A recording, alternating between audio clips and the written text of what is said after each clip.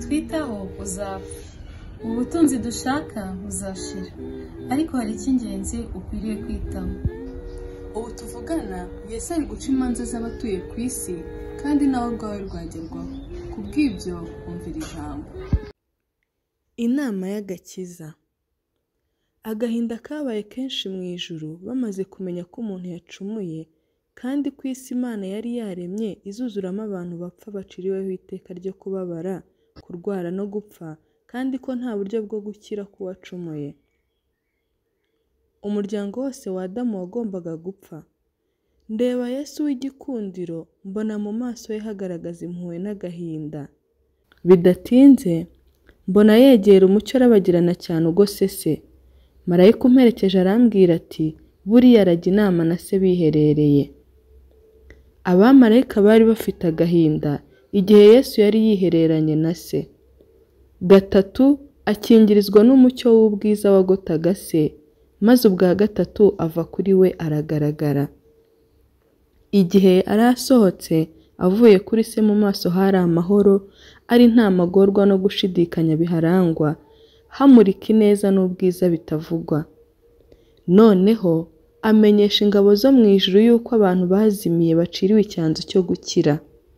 Ababwira ko yinginze se akemera gutanga ubugingo bwe ku bwa benshi, kugira ngo iteka ry'urupfu aryishyireho, ngo muri we abe ariho umuntu abonera kubabarirwa ku bw'amaraso ye no kumvira amategeko y'Imana, babashe gushimwa n'Imana, bagarurwe muri wa murima mwiza, babone uko barya ku mbuto z'igiti cy'ubugingo.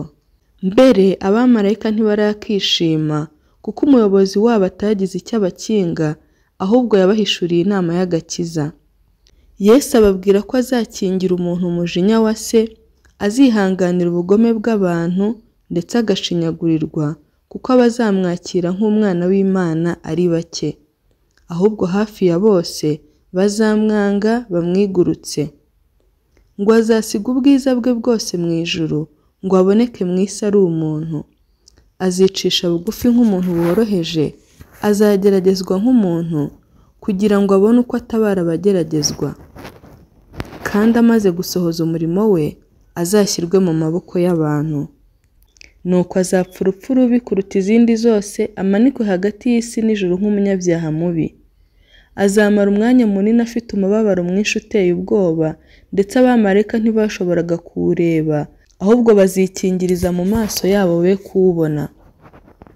Ariko si umubabaro w'umubiri gusa azagira, ahubwo ni umubabaro w'uburyo bw'umwuka, ndetse uwo ntiwashoboraga kugereranywa n'uw'umubiri. Uburemere bw'ibyaha by'isi yose bwajyaga kuba kuri we.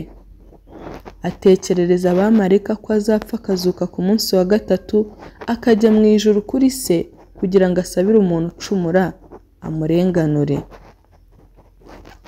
Abamarayika bikubise imbere ya Yesu, bemera guhara ubugingo bwabo. Yesu ababwira ko azakirisha benshi ubugingo bwe. Ubugingo bwa marayika ntibwashoboraga kwishyura umwenda. Uretse ubugingo bwe gusa nibwo bwashoboraga kwemerwa na se ngo bucungure umuntu.